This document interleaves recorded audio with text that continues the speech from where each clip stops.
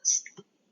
En esta ocasión les voy a exponer lo que es el tema de macroscopía del sistema gastrointestinal del 1. Mi nombre es Alejandra Nicole Fernández Barrios y soy residente de segundo año de lo que es anatomía patológica en el Instituto de Medicina Legal. Y bueno, comenzando con la exposición, comenzamos con lo que es la macroscopía del esófago. Todo esto va a depender si es una esofagectomía parcial o total y si este incluye o no el segmento gástrico.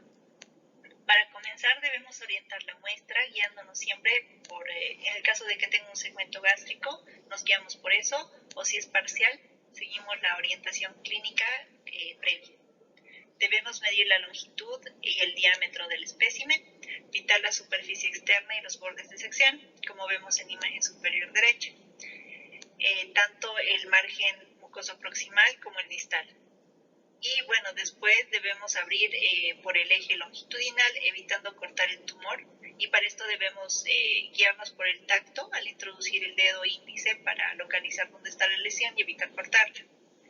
Debemos determinar el espesor y la apariencia de la pared. Por ejemplo, en estenosis debemos medir el perímetro de mayor estrechez y el mayor de dilatación.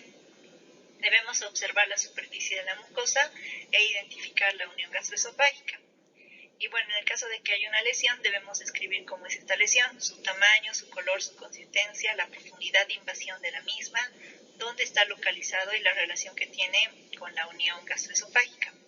También debemos determinar el porcentaje de la circunferencia que compromete y la distancia que esta lesión esta lesión tiene con uno de los márgenes, con su margen de sección más proximal.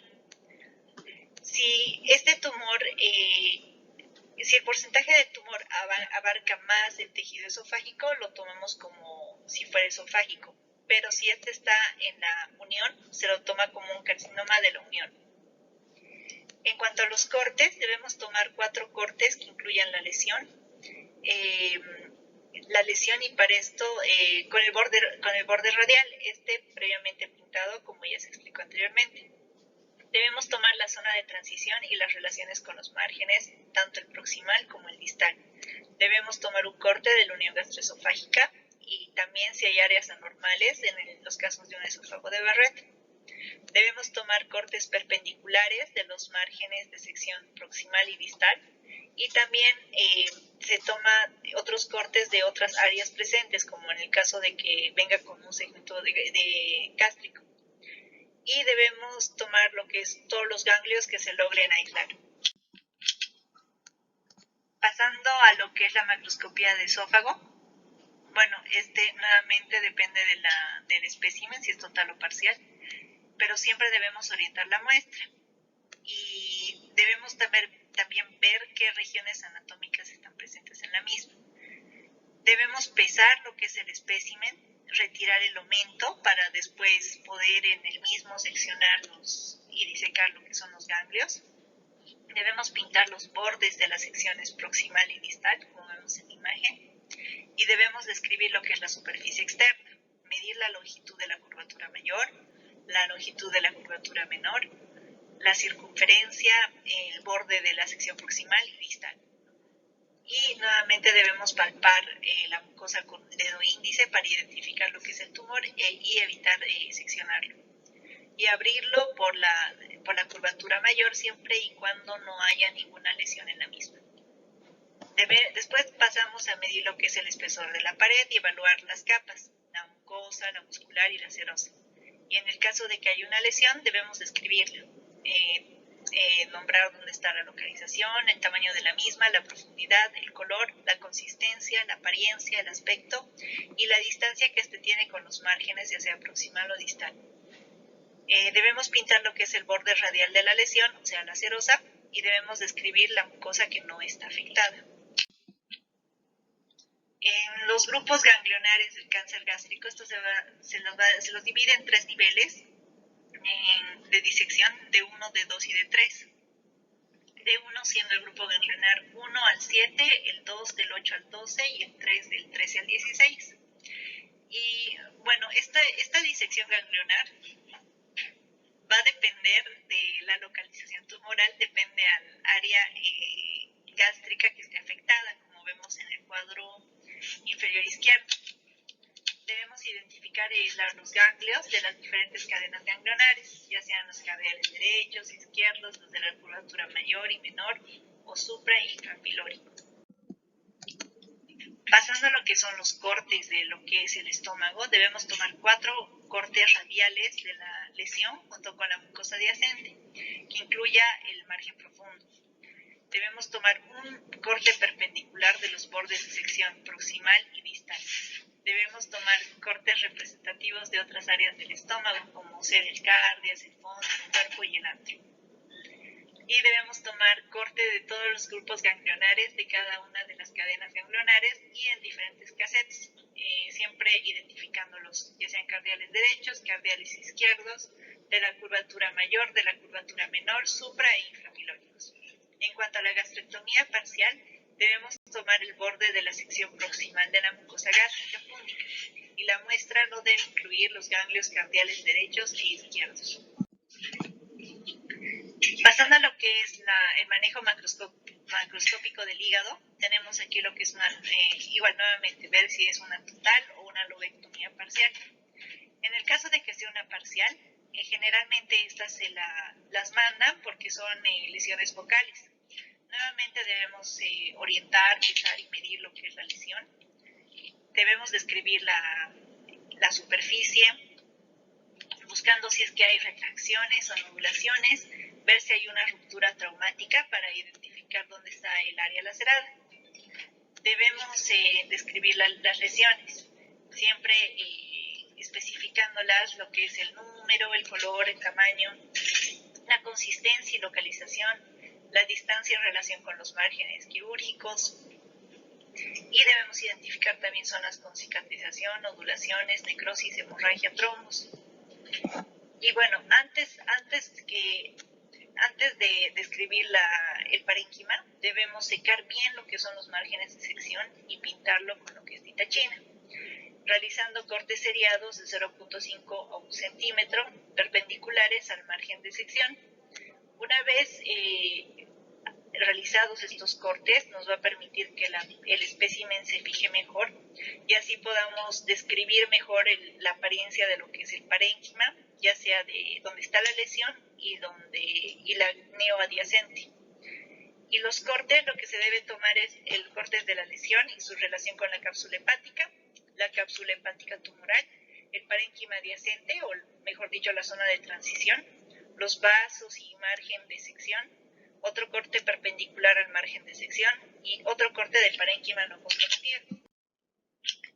Cuando ya tenemos una hepatectomía total, nuevamente igual debemos pesarlo, medir, identificar las estructuras del ilio. Este va a ser importante porque este viene siendo lo que es nuestro margen quirúrgico y debemos medir sus dimensiones. Debemos describir su superficie y si presenta o no vesícula biliar. Si es que la presenta, la debemos medir y describir su superficie. También debemos disecar lo que es el ilio hepático y las venas hepáticas, tomar muestra de los márgenes de sección con cortes transversales buscando así los trombos, identificar y disecar tejido adiposo del ilio para buscar lo que es los ganglios linfáticos, retirar la vesícula biliar y disecar la parte. Debemos realizar cortes en el parénquima ayudándonos con un cuchillo de hoja larga y que estos cortes deben ser perpendicular al eje mayor. Debemos tomar un corte perpendicular al ilio que incluya lo que es los tejidos blandos y parénquima adyacente y así podemos describir lo que son las lesiones. En cuanto a los cortes, se toma un corte de la lesión y su relación con la cápsula tumoral, el parénquima adyacente, los vasos, el ilio. Debemos tomar otro corte perpendicular al ilio que incluya tejidos blandos y parénquima adyacente. Otro corte del margen de sección que debe tener de la vena porta, de la vena hepática y conducto biliar y a la arteria hepática. Otro corte del parénquima no comprometido y de cada uno de los lóbulos. 3 del izquierdo y 3 del lado izquierdo y del derecho, 1 del caudado y otro del cuadrado. De la zona también de apariencia heterogénea y cortes también de la vesícula biliar y de los ganglios linfáticos. Ya cuando tenemos la vesícula biliar, y el sistema extrahepático. Bueno, en el caso de la vesícula biliar, más que todo nos los mandan por patologías inflamatorias, pero también por cirugías radicales o neoplasias. Es importante en esta medirla también, apuntar si estaba abierta o estaba intacta, describir lo que es la serosa, en busca de perforación, hemorragia o membranas fibropurulentas. Debemos cortar por el eje mayor longitudinal desde el fondo para evitar desenclavar los cálculos, medir el espesor de la pared, describir las características de describir las características de contenido, ya sean los cálculos, el número de los mismos, el color de estos y la consistencia y la dimensión del mayor. Debemos describir cómo está la apariencia de la mucosa, si está depilida o si está terciopelada. Si hay masas, debemos también determinar dónde está la localización, la forma de las mismas, el color, la consistencia, las dimensiones y profundidades de invasión de la pared. Se recomienda para esto pintar la serosa y la adventicia del margen hepático. Debemos tomar un corte del cístico, que este viene siendo el borde de sección, y otro corte de lo que es el cuello, otro del fondo y otro del cístico. Y otro corte del ganglio cístico. En cuanto al tumor, debemos tomar un corte que incluya la totalidad de la pared con el borde de sección hepático, pintando la serosa.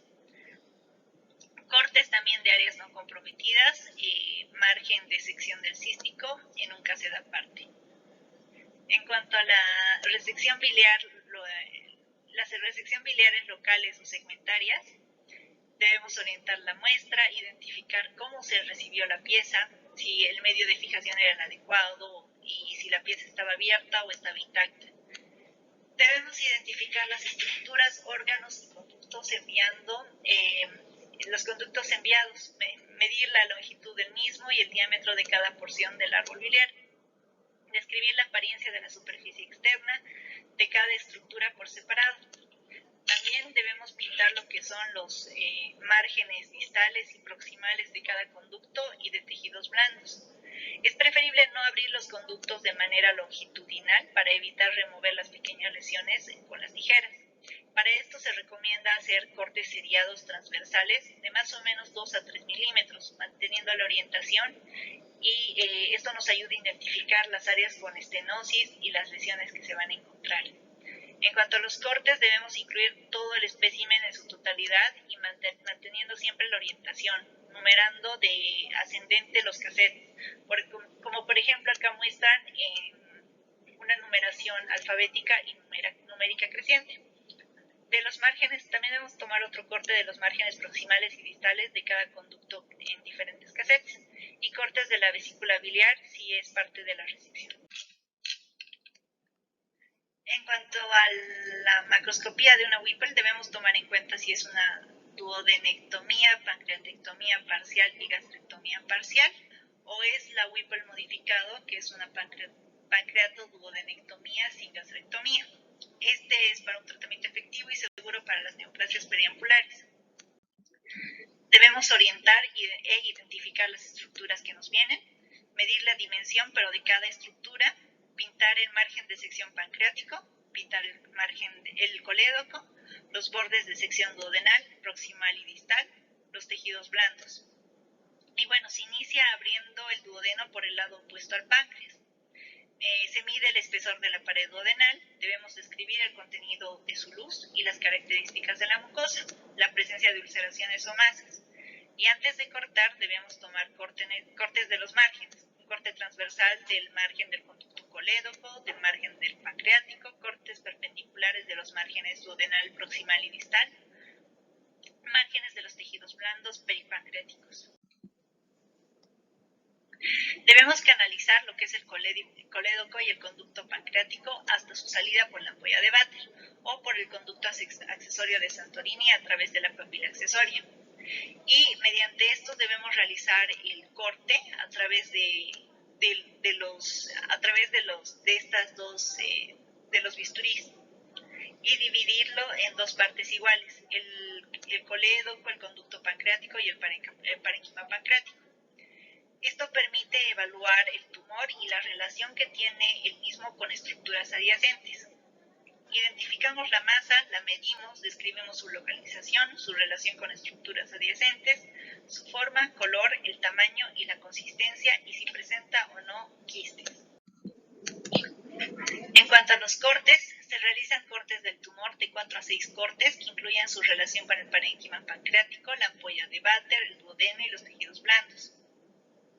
Otros cortes del tumor y su relación con el conducto biliar común y con el conducto pancreático. Cuando el tumor se localiza en el colédoco, se debe mapear todo el conducto siguiendo una secuencia de proximal a distal y también especificándolos en lo que son los cassettes y con la enumeración ascendente. También otro corte del conducto pancreático, mapeando el mismo de la misma manera que el colédoco. Otro corte del parénquima pancreático no comprometido, otro corte del borde de la sección del colédoco, otro corte del margen de sección pancreático y del conducto pancreático, otro corte del margen de sección de tejidos blandos, otro de la pared duodenal, otro corte de la ampolla de Vater, otro corte del margen de sección duodenal, ya sea el proximal y el distal, y también los ganglios peripancreáticos y los periduodenales. Y bueno, espero haya sido de su agrado y sea de gran ayuda para ustedes. Muchas gracias por